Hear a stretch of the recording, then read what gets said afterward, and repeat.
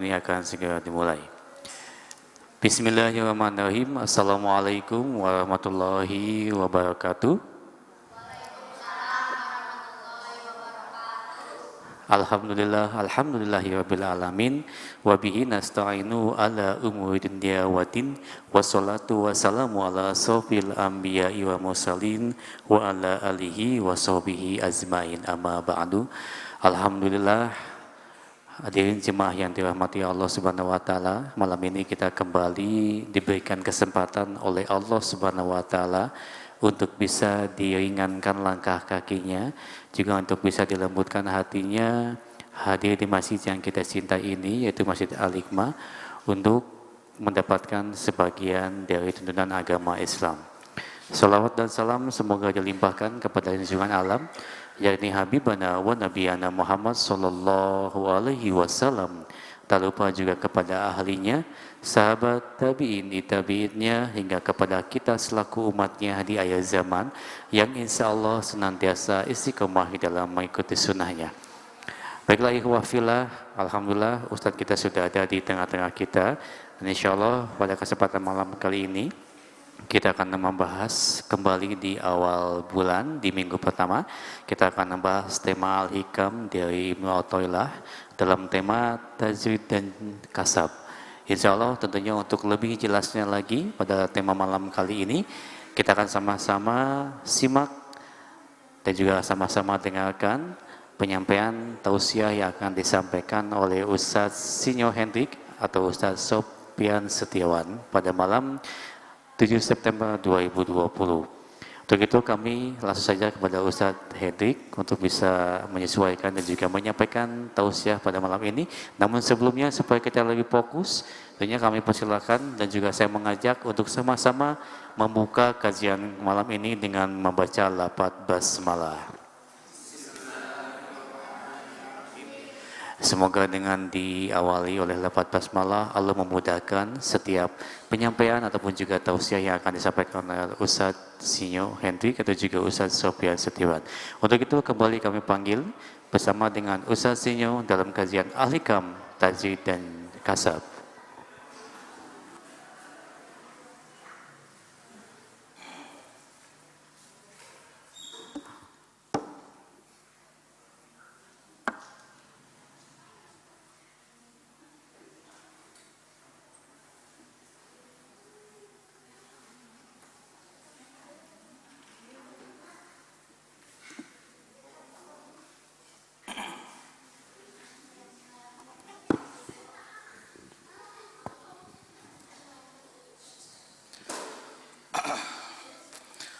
Bismillahirrahmanirrahim. Assalamualaikum warahmatullahi wabarakatuh.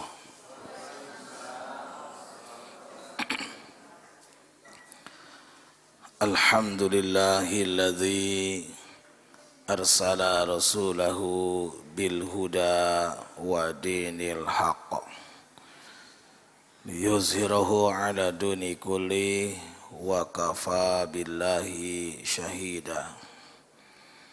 Asyhadu an la ilaha illallah wahdahu la syarikalah wa asyhadu anna Muhammadan abduhu wa rasuluhu alladzi la nabiyya ba'dah. Allahumma salli ala sayyidina wa maulana Muhammad ibn Abdullah wa ala alihi wa ashabihi wa man tabi'ahu bi ihsanin ila yaumil qiyamah, amma ba'du. Faya ibadallah ittaqullah haqqa tuqatihi wa la tamutunna illa wa antum muslimun. Gimana kabar hadirin, sehat?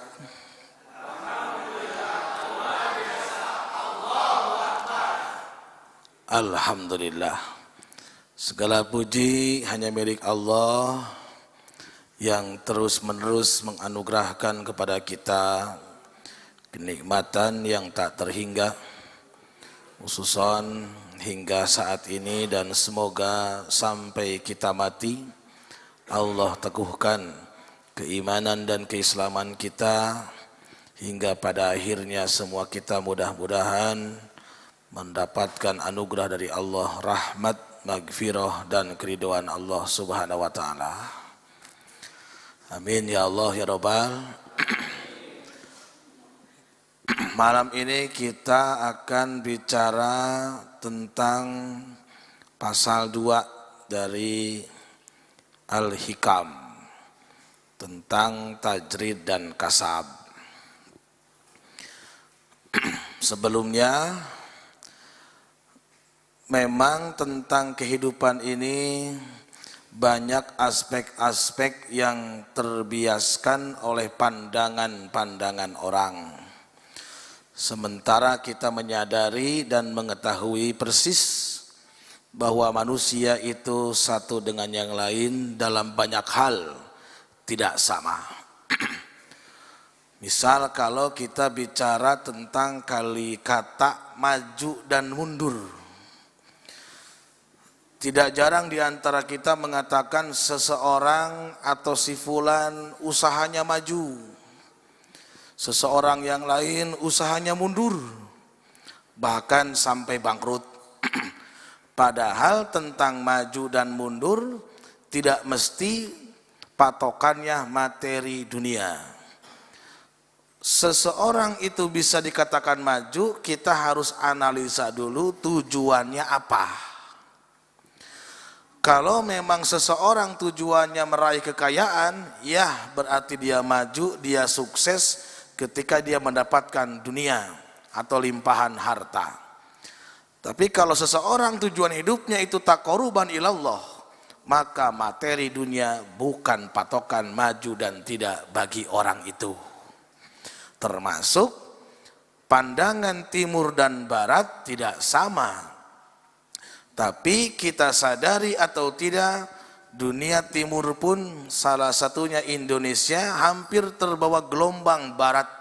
Cara pandang bahwa maju itu kalau kerja jabatannya tinggi, kalau dunia mungkin hartanya berlimpah, padahal pandangan Rasulullah SAW tidak demikian.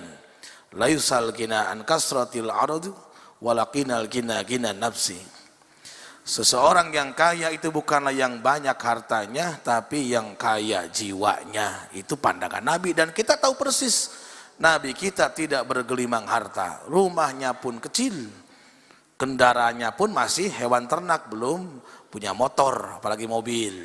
Nah, lewat Al-Hikam dengan kitab Syekh Athaillah yang dikarang oleh Syekh Ibnu Athaillah, bahwa pandangan orang itu maju, kita di sini diajarkan pandangan versi Islam, bahwa seseorang itu maju hidupnya kalau semakin bertambah usianya, dia semakin dekat dengan Allah. Terlepas dunianya mau berlimpah atau tidak, itu bukan patokan. Sebab masing-masing kita adalah pemimpin. Seperti sabda Nabi Muhammad Rasulullah SAW, kullukum ra'in wa kullukum mas'ulun an ra'iyati. Setiap kita adalah pemimpin dan setiap kita akan ditanyai tentang apa yang dipimpin oleh diri kita. Maka tentukan tujuan hidup kita itu apa. Dengan kajian kitab Al-Hikam kita diajari, mudah-mudahan terinspirasi, terlebih terdorong tujuan hidup kita ini adalah dekat dengan Allah. Bahkan mudah-mudahan jadi wali-wali Allah. Amin ya Rabbal. Sebab hampir kebanyakan orang sekarang seolah-olah mimpi kalau jadi waliullah. Seolah-olah mimpi. Padahal abad 17, abad 18 di tanah air Indonesia ini, bahkan sebelum Indonesia terlahir, lewat proklamasi 17 Agustus, banyak di antara mereka menjadi orang yang bermartabat tinggi, bahkan diyakini mereka adalah wali-wali Allah. Tapi sekarang seolah-olah itu hal yang mustahil, padahal tentang wali Allah siapapun bisa meraihnya kalau memang berniat dan dengan ilmu pengetahuan. Nah, salah satunya dengan mempelajari kitab Al-Hikam. Sebab saya teliti di antara banyak ulama Indonesia, baik dari tanah Jawa Barat, Jawa Tengah, Jawa Timur, bahkan dari seberang sana Sumatera, Kalimantan, mereka semua mempelajari kitab ini. Hampir kitab Syiatoilah ini seolah kitab wajib bagi siapa yang ingin dekat dengan Allah.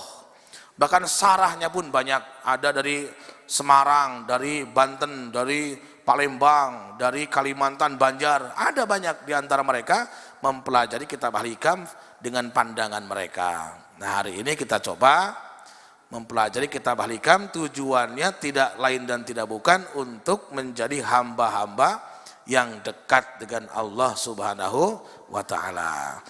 Mau tidak dekat sama Allah? Nah, siap ya? Jadi jangan berpikir yang bukan-bukan. Ada orang ngomong kayak gini, saya ini malas dekat sama Allah. Kunaon gitu, kalau dekat sama Allah lo bapaknya rekna segala ulah cuk saha gitu ya, jadi segala ulah gitu. Iklan. Oke, kita mulai. Bismillah. Setelah kita kemarin diajarkan, diantarkan lewat kitab ini, jangan bergantung kepada selain Allah, jangan bergantung kepada amal, jangan bergantung kepada ilmu, jangan bergantung kepada sesuatu yang selain Allah. Tapi jangan salah paham. Tentang ilmu memang tidak dijamin akan dekat dengan Allah. Tapi orang yang dekat dengan Allah pasti berilmu, pasti. Nabi dan Rasul dekat gak sama Allah? Pasti, dan mereka berilmu. Para wali Allah, mereka orang-orang yang dekat dengan Allah, pasti mereka berilmu. Walaupun ilmu ketika jadi sandaran, maka itu sebuah kekeliruan. Jangan disandarkan, tapi jadi sebuah sarana untuk mencapai ketinggian. Dalam pasal 2 ini ditulis tentang judulnya pasal tajrid dan kasab. Karena ini akan dialami oleh siapa yang menempuh jalan ingin dekat sama Allah, dia akan ditimpa kebingungan tentang kasab atau tajrid. Sampai tidak jarang di antara kita teman-teman ketika hijrah, pekerjaan diduga sementara pandangan buruk, sementara keadaan tidak sesuai, tidak mendukung syariat, hingga keputusan keluar. Bahkan tidak jarang seseorang yang sudah hijrah, padahal kerjaannya sudah enak, PNS bagian, ada orang yang pembisnis, sampai ditinggalkan, itu tajrid. Nah, seperti apa itu? Itu memang ada tuntunannya. Tapi keputusan apapun kita mau tajrid atau kasab, mesti dipertimbangkan terlebih dahulu. Jangan sampai setelah kita ambil keputusan, hasilnya justru malah kalang kabut, kacau balau. Nah, kata Syekh Ibnu Athaillah, iradatuka tajrida ma'a iqamatillahi iyaka fil asbabi binnal syahwatil khafiyah. Keinginanmu untuk tajrid, iradatukal tajrid, keinginanmu untuk tajrid ma'a iqamatillah, sementara Allah masih menegakkan engkau dalam asbab, fil asbab minal syahwatil khafiyah, itu merupakan syahwat yang samar. Nah, jadi orang yang ingin tajrid meninggalkan apa yang menjadi sebab dia mendapatkan karunia, mendapatkan perolehan. Nah, yang pertama kita bedakan dulu. Tidak sama Al-Quran menamakan rizki dan karunia. Kalau rizki itu sesuatu yang sudah Allah jamin. Tapi kalau karunia itu sesuatu yang diperoleh karena sebab ada kasab, ada usaha. Kalau rizki ya rizki, kalau karunia bahasa Al-Quran itu namanya fadlan. Seperti ucapan Nabi Sulaiman, haza min fadli Rabbi. Nah, kalau Anda bekerja dapat gaji itu karunia. Kalau Anda berdagang dapat untung itu karunia. Rizkinya itu tidak hanya itu, bahkan kekuatan Anda untuk bekerja pun itu rizki. Jadi kalau bicara rizki sangat luas sekali. Kalau ngomong rizki, sesuatu yang dapat dimanfaatkan itu adalah rizki. Melihat itu rezeki, mendengar pun rezeki, berkata pun rezeki, melangkah pun rezeki, agama pun rezeki, bahkan sorga pun dinamai rezeki. Jadi kantang rezeki ini kadang-kala terlalu sempit kita memahami. Tapi kalau karunia ini yang diperoleh dari kasab, kerja, dagang, bisnis, jual beli dan seterusnya. Oke, terus. Jadi dibedakan dulu nih. Tapi iradatukal asbabul ma'iqamatillah, keinginanmu untuk meninggalkan sebab. Nah, yang kedua tuh. Dan keinginanmu kepada asbab pada saat Allah sudah menegakkan dalam kondisi makom tajrid, fi tajrid, inhitatul minal himmatil aliyah. Maka itu merupakan suatu kejatuhan dari tempat yang tinggi.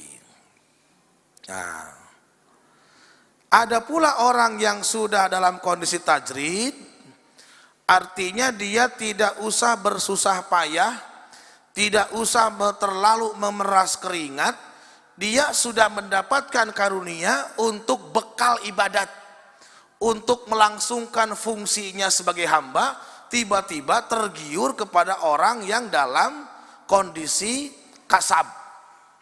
Dengan satu pandangan, uang jumlahnya besar, gaji, posisi dan seterusnya. Maka orang ini terjebak oleh kondisi nafsunya. Maka dikatakan minal himmatil aliyah, mereka orang-orang yang menjatuhkan di tempat yang tinggi. Oke, kita garis bawahi. Kita lihat sarohnya nih. Komentar. Dalam pasal ini, Ibnu atau Allah menggunakan beberapa istilah baku dalam khazanah sufi. Jadi sufi itu orang-orang yang menempuh kesucian, kedekatan sama Allah. Ilmunya disebut tasawuf.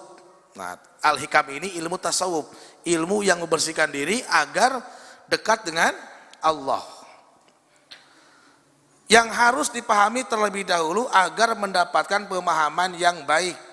Istilah itu tajrid, asbab, syahwat, dan himmah. Ada apa tuh? Yang pertama, tajrid, asbab, syahwat, dan himmah. Tajrid secara bahasa memiliki arti penanggalan, pelepasan, melepaskan, menanggalkan, meninggalkan. Secara maknawi adalah menanggalkan aspek-aspek dunia. Dari dan jiwa nafs secara singkat bisa dikatakan sebagai pemurnian jiwa. Jadi tajrid ini orang-orang yang secara makna menanggalkan aspek-aspek dunia dari jiwa, menanggalkan. Dari aspeknya ada, tapi di hati tidak ada. Seorang yang tajrid itu dia punya pekerjaan, dia punya usaha, dia berdagang, tapi usaha, pekerjaan dan dagangnya tidak mempengaruhi jiwanya untuk mendekat kepada Allah. Sebab tidak jarang usaha, pekerjaan dan aktivitas itu mempengaruhi jiwa, akhirnya mengganggu langkah untuk mendekat ke Allah. Pekerjaan yang melengahkan menjadikan kewajiban terlengahkan. Pekerjaan yang menyibukkan tidak jarang membuat lupa tentang kewajiban dan seterusnya. Nah, ini apa yang disebut dengan tajrid, menanggalkan. Terus, asbab secara bahasa memiliki arti sebab atau sebab akibat. Secara maknawi, status jiwa yang sedang Allah tempatkan dalam dunia sebab, semisal dulu Iskandar Dzulkarnain yang Allah tempatkan sebagai raja di dunia, mengurusi dunia hukum sebab akibat. Ada orang di makom kasab mulia, ada orang di makom tajrid mulia. Orang yang di makom kasab mengurusi dunia dicontohkan oleh Ibnu Athaillah, seorang yang bernama Iskandar Dzulkarnain. Dzulkarnain ini seseorang sosok yang Allah muliakan yang disebut di dalam surah Al-Kahfi. Kekuasaannya itu konon sampai sepertiga alam dunia. Iskandar Dzulkarnain oleh tradisi barat dinamai Alexander the Great. Alexander the Great ini muridnya Aristoteles. Aristoteles muridnya Plato. Plato muridnya Sokrates. Yang oleh banyak ulama, ilmuwan mengatakan Sokrates ini seorang nabi yang Allah utus di Yunani, yang akhirnya mati harus meracun dirinya akibat kebijakan yang tidak disepakati oleh Dewi Athena. Nah, Iskandar Dzulkarnain oleh Syaikhullah dinilai orang yang dalam keadaan kasab. Hidupnya sibuk mengurus negeri, mengurus orang, mengurus rakyat, tapi dengan itu dia menjadi mulia. Kalau kita seorang karyawan, kita seorang pekerja, kita seorang pedagang, dan kita tidak bisa melepaskan atau tidak mungkin menanggalkan pekerjaan kita dengan alasan ingin dekat dengan Allah, maka solusinya bagaimana caranya dengan bidang yang kita lakukan, dengan aktivitas yang kita lakukan sebagai karyawan, sebagai pekerja, sebagai pedagang, jangan menjadi alasan untuk datang kepada Allah dan terhambat. Harus sukses. Kalau makomnya itu seorang kasab. Tapi kadangkala setan menggoda. Aduh, pekerjaan saya menguras tenaga, menghabiskan waktu. Siga namun gawe eureun mah urang bisa jongjon ibadah. Kalau saya kerja keluar, sepertinya kalau saya nganggur, sepertinya saya bisa tenang zikir sama Allah. Saya bisa puasa, saya bisa bangun malam dan seterusnya. Maka itu adalah minal himmatil aliyah, minal syahwatil khafiyah. Itu datang dari syahwat yang tersembunyi. Itu godaan setan kepadamu sehingga kamu menjadi orang yang merugi. Dunia tidak ada, akhirat walau alam. Seringkali di antara kita kan begitu. Kenapa tidak bisa hadir di majelis? Kenapa nggak bisa datang ke masjid? Gawe oi, gawe oi. Ai pala baper gini kan anggar teu datang. Eta mah geus kalakuanna geus goreng berarti. Akhlaknya memang buruk berarti eta mah.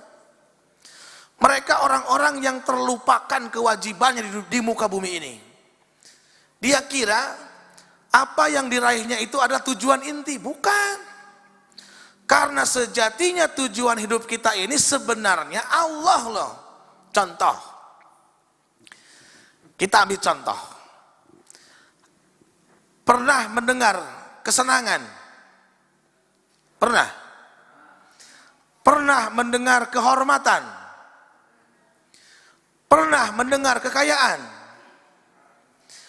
Kesenangan, kehormatan, dan kekayaan itu bukan tujuan hidup. Orang mencari kesenangan sebenarnya tujuannya bahagia. Orang ingin dihormati sebenarnya yang dicarinya itu bahagia. Orang ingin kekayaan bukan tujuan inti. Setelah dia banyak duit, ternyata uang ini untuk dibelikan lagi. Berarti kekayaan bukan tujuan akhir. Tujuan yang sebenarnya kita hidup adalah kebahagiaan. Dan kebahagiaan sejati tidak ada kecuali adanya di Allah. Maka coba tanya lagi diri kita. Yang pekerja, apakah pekerjaan membahagiakan? Tanya coba. Kau mau poe Minggu, isuk poe Senin. Oream. Jadi senangnya itu kalau bertemu Sabtu Isuk pre besok libur. Kalau kesenangannya bertemu dengan libur, berarti dia masih terkungkung dengan nafsu syahwat dunia. Kalau ditanya, kalau libur kamu ngapain? Tidur sampai pagi sampai sore. Dari pagi sampai sore. Atau jangan naon ukur sare unggul mah. Lupa isi dari tujuan kita hidup, bahwa kita hidup untuk beribadah kepada Allah Subhanahu wa ta'ala. Nah, jadi siapa yang ada di makom kasab, siapa yang berpikir saya meninggalkan kerja tidak mungkin, tapi saya ingin dekat sama Allah. Saya tidak mungkin berhenti bisnis, berhenti dagang, tapi saya ingin dekat dengan Allah. Jangan tinggalkan usaha dagang dan kerjaanmu. Atur waktu, manage waktu dengan baik. Ada sosok yang besar dan mulia, Zulkarnain. Dia mengurusi setengah bahkan sepertiga alam dunia, tapi namanya diabadikan oleh Allah Subhanahu wa ta'ala. Coba urusan orang naon coba. Nu dagang pasti cicing. Kebanyakan orang dagang dia tersiksa dengan dagangannya karena persepsi yang salah. Dagang mang aya nama nya kieu we gitu. Jadi ku kieu we dia sudah tidak bahagia. Nya kieu we da kumaha deui atuh aya nama. Jadi terus ka mana-mana nanya, ada dagang masih ganungan orok gitu. Dagang masih ganungan orok, kita bisa kemana-mana. Akhirnya dengan usahanya dia sumpek. Padahal aktivitas apapun, kalau tujuannya Allah itu akan melahirkan kebahagiaan. Terus, ada syahwat. Kalau syahwat, secara bahasa artinya keinginan. Secara maknawi merupakan keinginan terhadap bentuk-bentuk materi dunia. Jadi kalau Al-Quran bicara syahwat pasti objeknya materi dunia berbentuk, ada rupa, ada wujud. Seperti misalkan dalam surah Ali Imran ayat 14, Zuyyina linnasi hubus syahawati minan nisa'i wal banin. Dijadikan terasa indah apa-apa yang diinginkan oleh syahwat. Yang pertama wanita, yang kedua anak-anak, dan seterusnya. Perhiasan emas, perak, kendaraan, dan seterusnya. Semua yang bersifat bendawi itu dari syahwat. Nah, orang yang ingin dekat sama Allah, tingkat syahwatnya harus dikontrol. Kalau kesenangan kita, kesebahagiaan kita masih ada di benda-benda, maka itu akan menghambat dekatmu dengan Allah. Karena kalau itu tidak dikurangi, kita menganggap kebahagiaan itu ada di benda-benda itu. Padahal kebahagiaan sejati adanya di Allah ketika kita dekat sama Allah, gitu loh. Kalau kita menganggap sesuatu itu kesenangan yang kita anggap bahagia, sesuatu itu rusak saja, pasti jiwanya akan sengsara. Sesuatu yang kita senangi ada yang mencuri saja, pasti jiwanya akan sedih dan gelisah. Maka bersandarlah dengan hal yang tidak mungkin hilang dan rusak. Dia adalah Allah Subhanahu wa ta'ala. Terus seperti makan dan lawan jenis dan seterusnya. Berbeda dengan syahwat hawa nafsu. Kalau bicara nafsu pasti ada hawa, keinginan kepada bentuk-bentuk non materi seperti ego, kesombongan, dan harga diri. Kalau ada dalam diri hal-hal yang bersifat non materi, itu dari nafsu. Mau menang sendiri, tidak mau kalah dari orang lain, tidak mau mengalah, tidak mau merendahkan diri, tidak mau tidak mau menerima pendapat dari orang lain. Selalu ingin dipuji orang, ingin dihormati orang, ingin dianggap orang pinter. Itu bawaan dari hawa nafsu. Lamun syahwat mah hal yang materi. Misalkan begini, sekarang Anda punya motor. Tanya baik-baik dirimu, apakah setelah kamu punya motor, mau motor lagi enggak? Kalau masih mau, syahwatnya belum padam. Kalau syahwat belum padam, belum bisa khusus sama Allah. pasti berdoa pun minta motor itu lagi. Sudah dikasih motor lagi, mau motor lagi. Sehingga kita terus, itu syahwat. Apa dengan satu motor, dengan dua motor sudah tenang belum datang ke Allah? Belum, Pak. Naon deui? Hayang sapeda. Geus sapeda jongjon ibadah moal.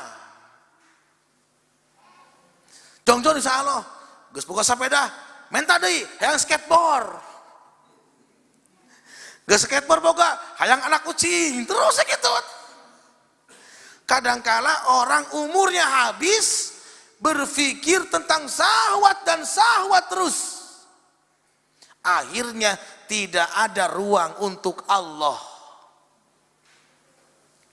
Sampai ada orang sudah tua, umurnya 50, 60 lebih bahkan, yang dipikirkannya makan dan makan aja. Kapan anak-anak kumpul, urang botram deh geus umur 60 teh. Datang waktu lebaran kumpul, mana si bibi, mana si aa, urang ngarujak. Geus 60 mah tong mikiran rujak. Lotek weh. Itu syahwat, pahami ya. Jadi kalau ini kita tidak kita rem, syahwat tidak kita rem, keinginan kita tidak akan pernah habis. Betul? Nah, kalau boleh saya ngomong, orang-orang besar, seperti contoh, kitab ini dibaca oleh Syekh Imam Nawawi Al-Bantani, 15 tahun oleh gurunya sudah diajar untuk menahan diri. Kurangi makan, kurangi tidur. Kurangi keinginanmu. Fokus di ilmu. Fokus di Allah. Akhirnya dia menjadi orang besar. Orang hidup terbuka patongan. Blesek aku mahayang. Akhirnya terjadi nanaon. Benar? Terjadi nanaon itu. Yang dipikirkan dunia dan dunia terus. Nah ini maka maunya saya tahuilah, kita sudah seumur kita hampir setengah abad lah. Karena kalau melihat kebanyakan orang 60 tahun sudah meninggal, kita sudah 30 lebih. Apalagi yang 40 ke atas, sudah sepertiga waktu Anda habiskan di muka bumi ini. Rek budak naon deui. Gitu. Sadarilah kita pasti mati dan kita akan dimintai pertanggungan jawab oleh Allah. Terus, jadi saya ulangi ya. Kalau syahwat, Masya Allah.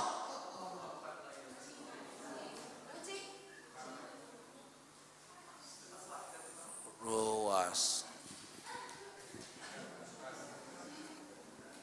Pak Rudi, tolong Pak Rudi.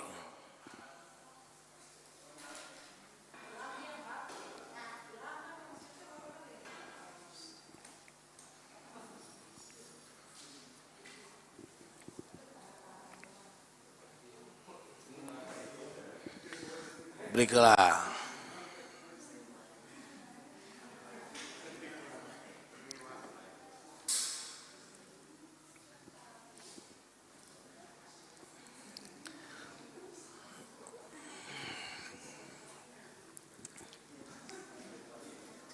Pak Iman rebuas kali. Sugante malaikat turun.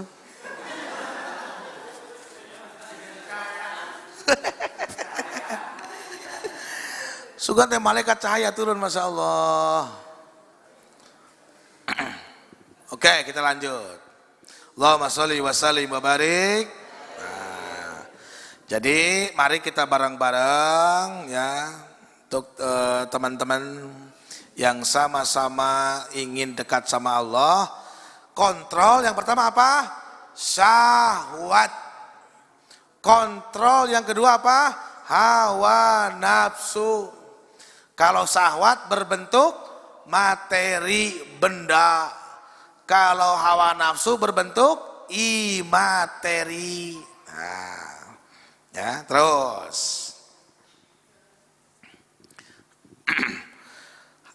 Ada kata himmah minal himmatil aliyah. Sementara himmah merupakan lawan dari syahwat.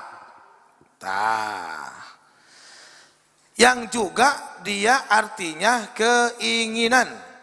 Namun bila syahwat merupakan keinginan yang rendah, maka himmah keinginan yang tinggi, keinginan menuju Allah. Nah, contoh. Kalau syahwat, keinginan materi dunia. Kalau himmah, keinginan sama, cuma si materi ini menjadi sebab dia mulia dan tinggi. Paham? Kalau misalkan contoh, saya ingin motor, oke? Saya ingin motor. Kalau keinginan saya dengan motor ini datangnya dari himmah, si motor ini akan membuat saya menjadi orang yang bermartabat tinggi. Karena dengan motor ini saya menjadi orang yang cepat menuju Allah. Tapi kalau saya ingin motor dan inginnya ini datang dari nafsu, maka dengan motor ini saya akan menjadi orang yang rendah, mencintai motor, dan motornya menjadi sebab penghalang untuk datang ke Allah. Paham? Nah, contoh kedua, saya ingin menikah. Menikah dengan materi bukan? Materi. Manusia itu materi, benda, materi, makhluk materi. Kelihatan kan? Teraba kan istri kita? Kalau mau Anda menikah itu datang dari nafsu, maka istrimu akan membuat Anda rendah. Gitu loh. Istri itu akan membuat jatuh martabat, atau rumah tangga itu membuat Anda jauh dengan Allah, berarti itu nafsu. Tapi kalau keinginan menikah datang dari himmah, maka rumah tangganya akan membuat dia naik. Karena masing-masing sama-sama tujuannya Allah, bukan bendawi, bukan kekayaan, bukan kehormatan tadi. Dan ini problematika di zaman kita. Tidak sedikit, bahkan hampir kebanyakan, apa yang diinginkan setelah diraihnya malah justru menghambat ke Allah. Dan itu yang dikatakan tadi terjebak. Nanti kita lihat komentar dari ulama yang lain. Terus, paham? Nah, contoh apa lagi nih ya? Banyak lah contohnya. Silakan Anda sambungkan dengan hidup Anda masing-masing. Nah, kata Ibnu Athaillah, ada kalanya Allah menempatkan seseorang dalam dunia sebab atau kasab dalam kurun waktu tertentu. Misalkan untuk mencari nafkah, untuk mengurus keluarga, atau memimpin satu negara atau wilayah atau sesuatu kelompok. Bila seseorang sedang Allah tempatkan dalam kondisi sebab itu, namun dia berkeinginan tajrid, meninggalkan untuk beruzlah, maka itu dikatakan syahwat yang samar. Artinya mengurus urusan dunia bisa menjadi sebab kita mulia kalau urusan itu tidak melengahkan kita kepada Allah. Oke, paham? Tapi hari ini seringkali urusan dunia menjadi sebab dia lengah ke Allah, bahkan otaknya, bahkan kebanyakan kita harus sependapat. Sehingga banyak pandangan seolah-olah dibentuk paradigma bahwa orang-orang yang belajar ilmu itu khususon bagi yang nganggur-nganggur. Kalau pekerja karyawan gak usah ngaji, udah capek kerja. Yang ngaji nganggur. Sehingga diantara kita, kalau ada teman yang gak bisa hadir, pasti husnuzonnya mungkin sedang sibuk. Coba sidak ke rumahnya. Ya dengan ayah gitu, sebetulnya kergawe, capek, nah pasti ada. Tapi itu memang boleh, semua kita bebas. Namun kalau kita mau dekat dengan Allah, pertimbangkan lagi keputusan kita itu. Hidup gak lama loh. Hidup tidak akan lama hidup kita. Ya seringkali kan kalau tidak hadir, tidak datang, tidak bisa ikut kontribusi pasti husnuzonnya sedang sibuk. Begitu disurvei, ayah kena bako begini. Mang, nak, gak datang, gak hadir, baru pulang. Gitu. Bener, baru pulang. Kata istrinya, dari sore, Hoream, gitu. Nah, jadi pikirannya habis tuh gitu. Terus,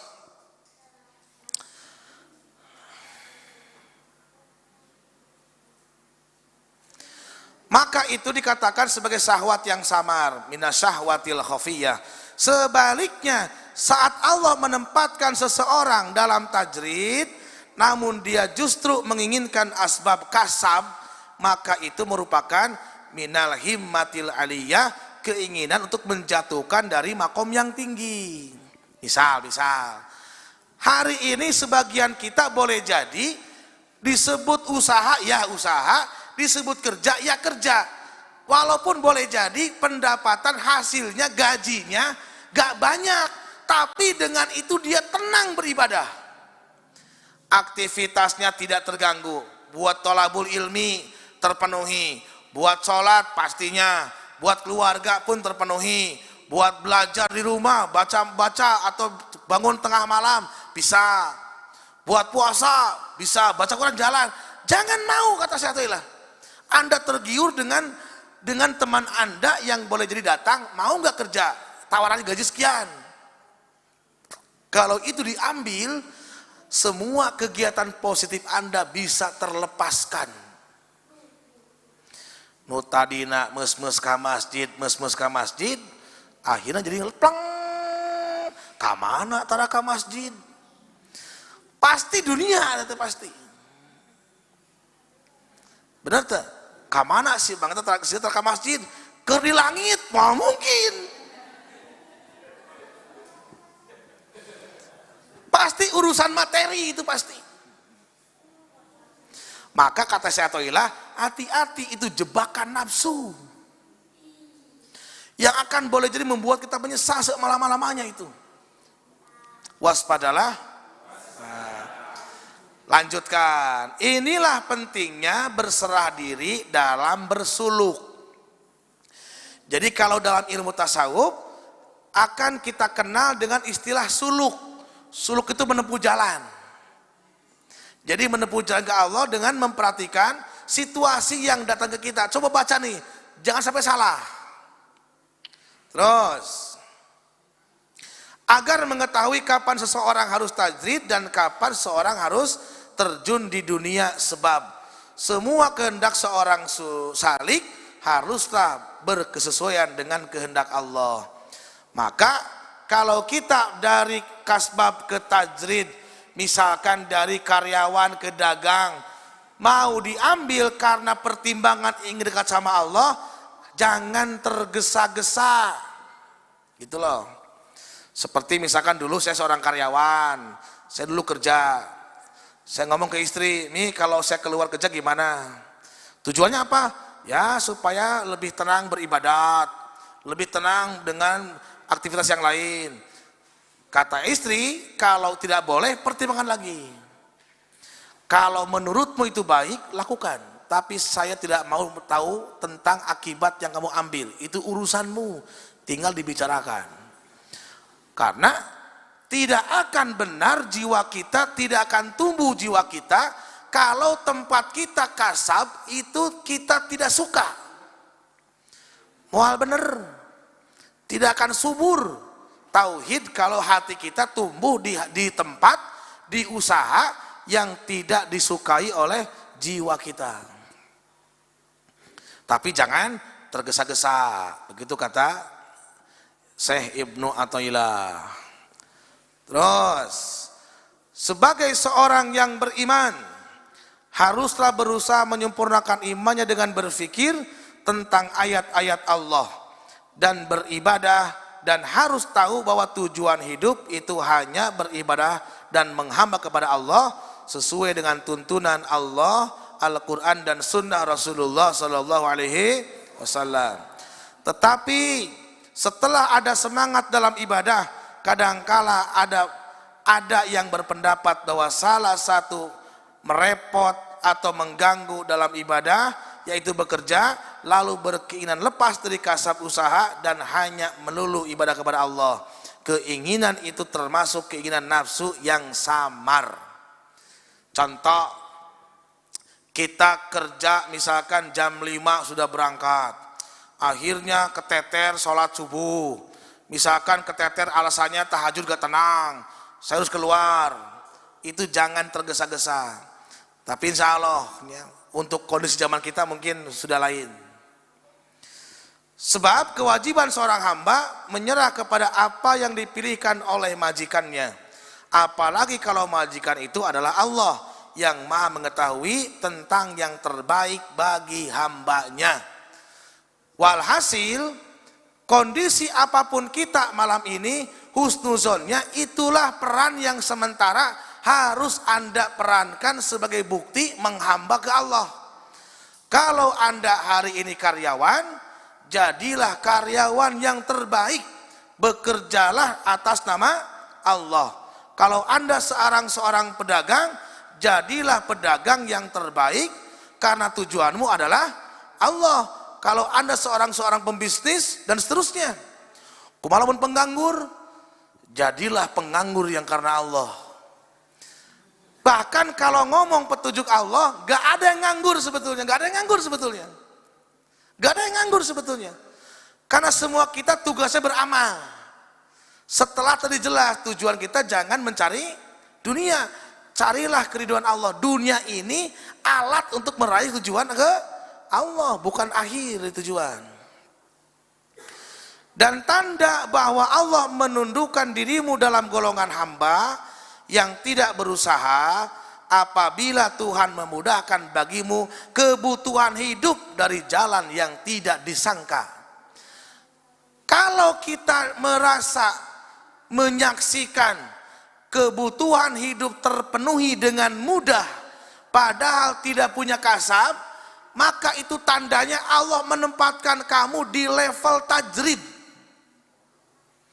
Puaslah dengan itu, karena tujuanmu dekat ke Allah, jangan terjebak.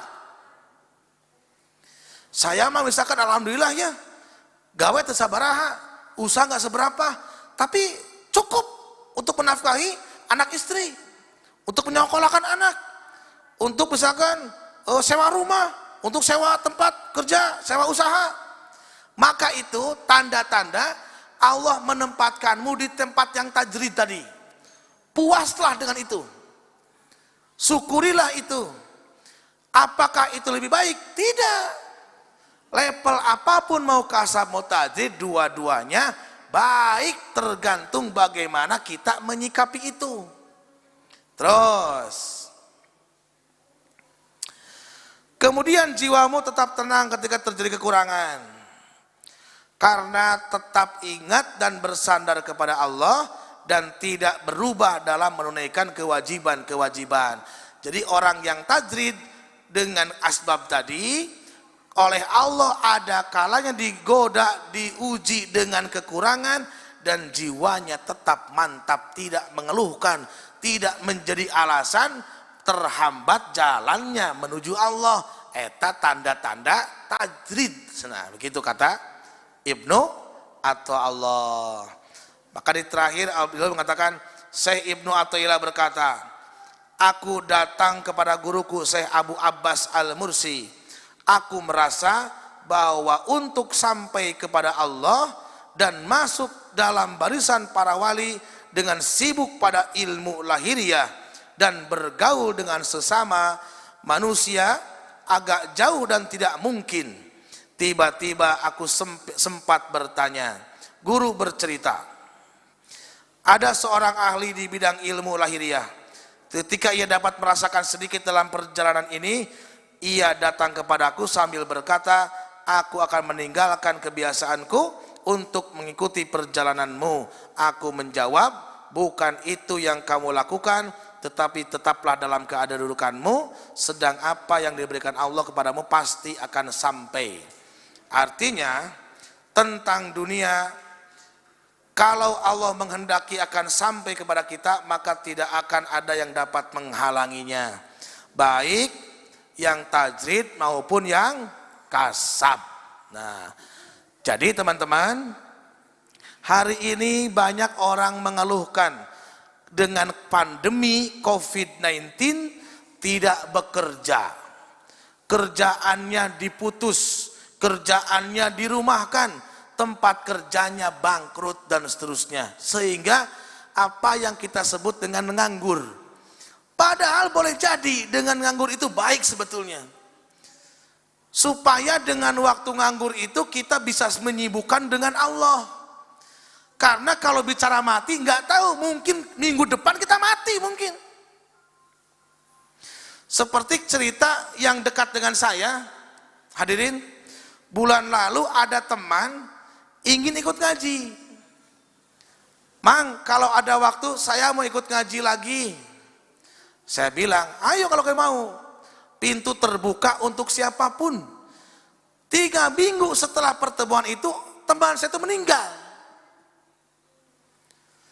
Padahal boleh jadi keinginannya untuk kembali ke majelis ilmu itu hidayah dari Allah. Namun dia tidak tahu kematian 3 minggu depan waktu, depan matanya itu.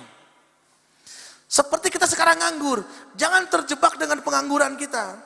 Jangan terjebak dengan karena kita tidak punya pendapatan.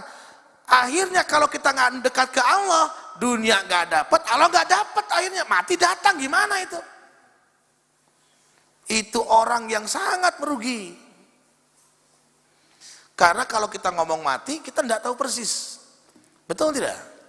Nah, maka kalau ada orang yang curhat nanti teman, brother kumaha saya gawe hese enak, Allah bermaksud kamu ingin jadi kekasihnya, ngarang, gitu sih, pasti ngarang.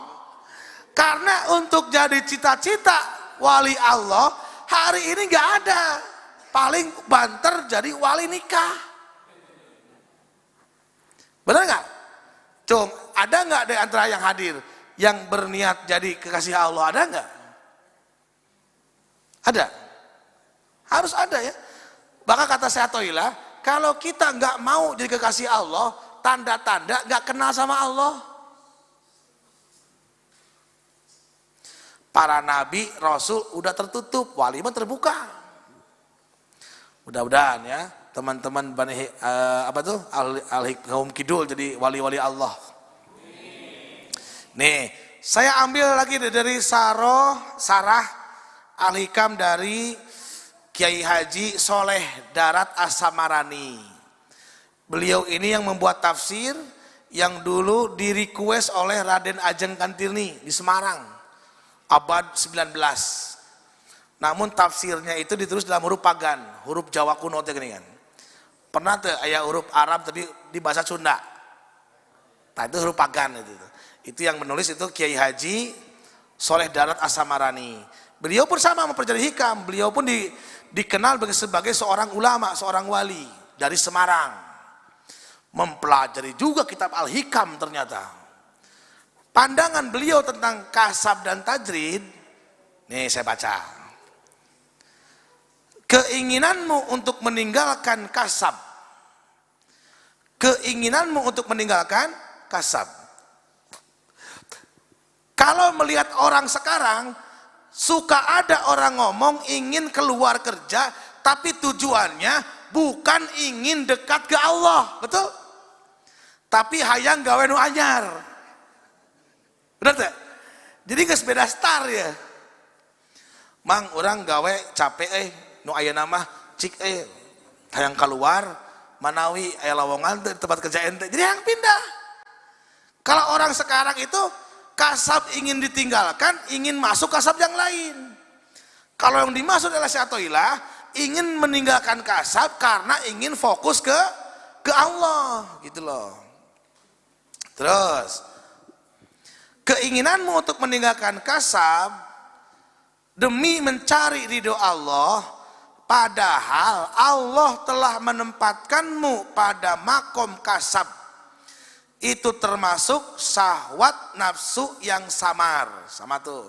Minal syahwatil khafiyah.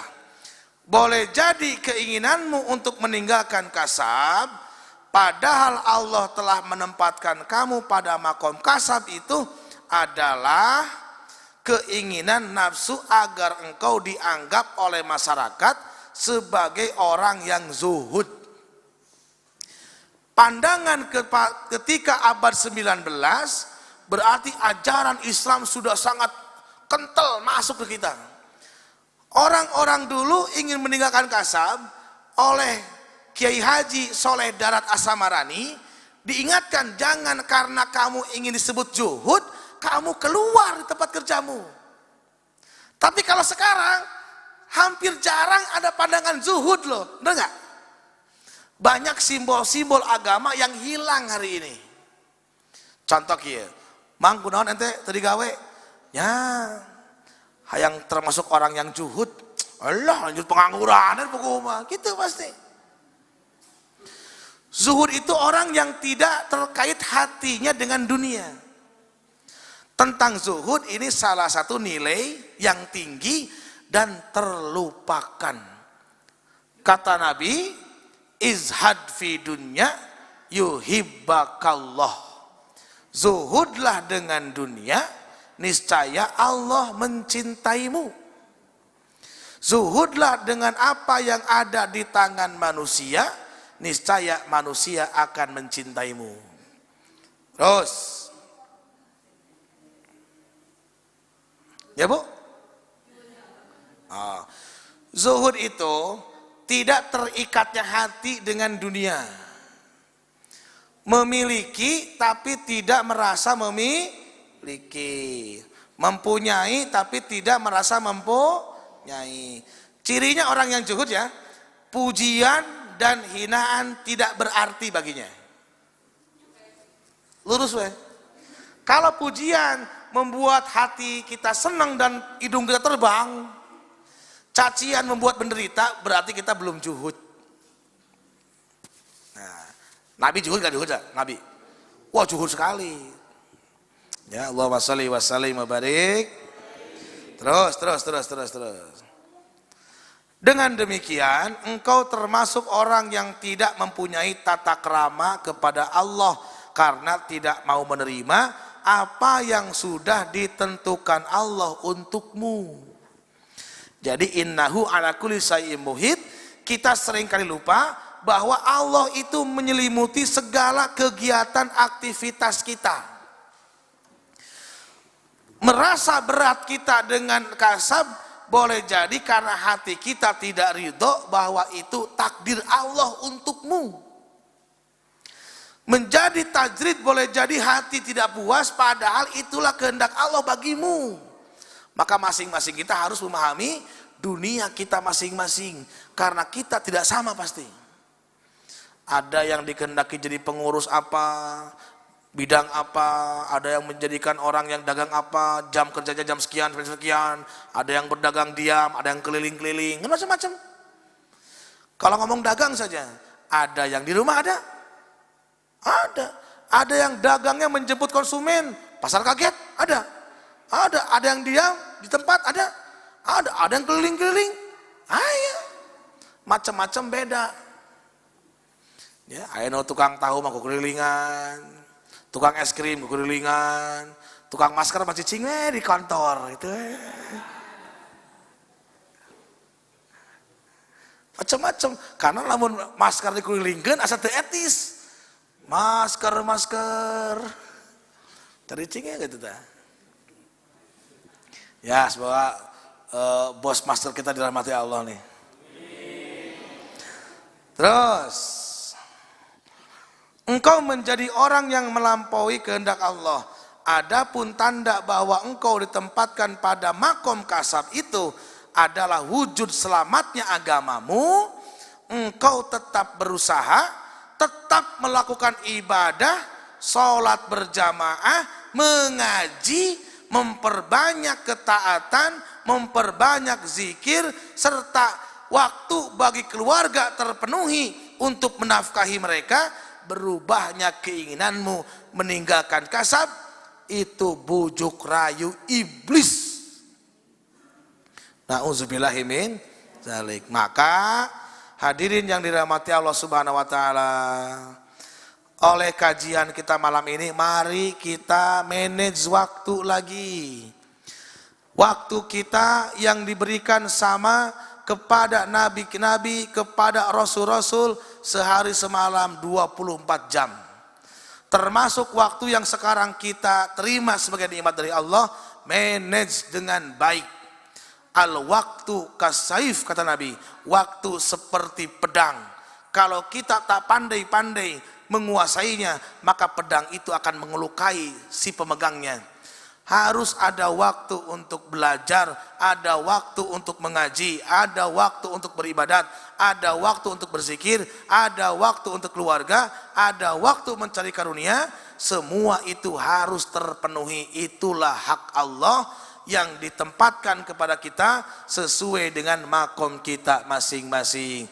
Jangan berkata pekerjaan saya menghambat ke Allah, karena itu kufur nikmat. Jangan berkata saya kalau kerja sepertinya bisa dekat dengan Allah. Jangan berkata seperti itu. Masing-masing mesti ridho dengan yang Allah tetapkan. Karena gak mungkin kerja semuanya, gak mungkin dagang semuanya. Benar? Gak mungkin jadi pejabat semuanya, gak mungkin.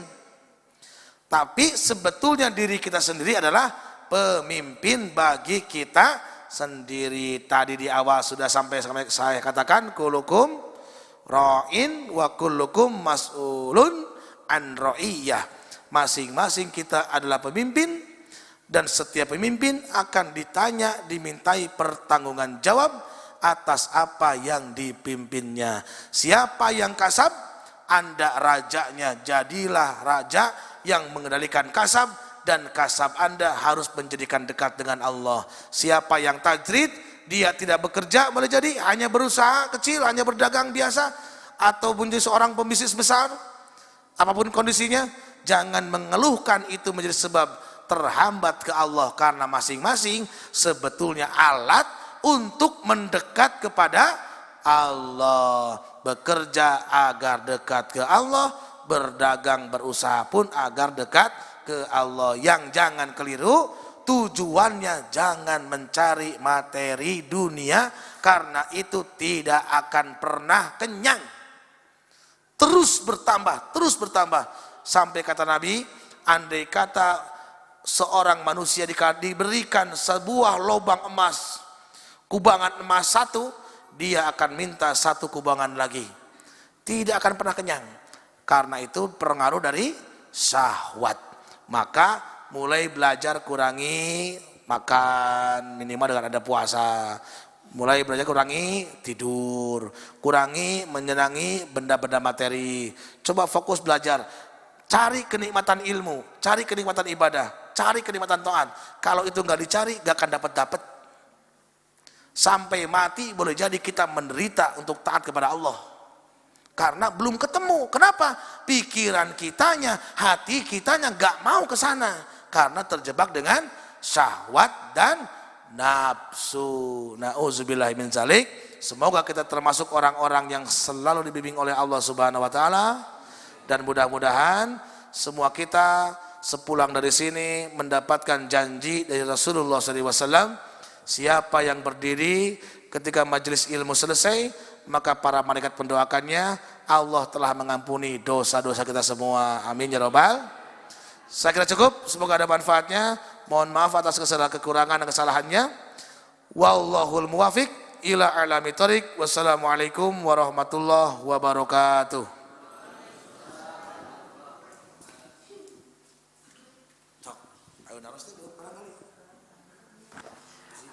Baik, Masya Allah, Alhamdulillah pembahasan malam kali ini cukup kental dan padat saja ilmu tasawuf melalui Al-Hikam dari Ibnu Athaillah, tentunya dalam tema tajwid dan juga kasab. Baik ibu-ibu, ada yang mau disampaikan atau ada yang sedikit kurang paham yang mau disampaikan sama Ustadz terkait dengan kita masih berada dalam posisi live streaming YouTube channel Hikmah TV. Teman-teman sekalian, ada yang mau tanyakan terkait dengan pembahasan Al-Hikam? Sudah paham? Teteh tas paham? Insya Allah sudah paham semuanya Ustaz. Semoga ini menjadi wasilah amal ibadah kita untuk lebih dekat kepada Allah Subhanahu wa taala. Baik, tentunya terima kasih. Alhamdulillah, semoga pembahasan malam kali ini kita mendapat karunia dan berkah dari Allah Subhanahu wa taala. Baik Bapak dan Ibu, teman-teman sekalian, sebelum ditutup di kajian malam ini ada sedikit informasi terkait dengan kajian di minggu ini. Insya Allah di malam Jumat kita akan bertemu kembali bersama kajian dadakan disebutnya tadi. Ini bersama dengan Ustadz Ucu Najmuddin di Kamis malam Jumat di minggu ini. Dan jangan lupa juga di minggu depan, insya Allah kita bertemu di minggu kedua bersama dengan Ustadz Epi di Senin malam Selasa malam. Baik, terima kasih. Mungkin demikian informasi seputar dengan kajian di Al-Hikmah. Tentunya terima kasih kepada jemaah sekalian, juga jemaah di Hikmah TV Channel yang sudah menemani dalam pembahasan tausiah di Al-Hikam dengan pembahasan tajwid dan juga kasab. Untuk itu, marilah kita sama-sama menutup kajian malam ini dengan sama-sama membaca lafaz Alhamdulillah. Alhamdulillahirabbil alamin. Subhanakallahumma wa bihamdika asyhadu an la ilaha illa anta astaghfiruka wa atubu ilaik. Bila taufiq wal hidayah. Wassalamualaikum warahmatullahi wabarakatuh.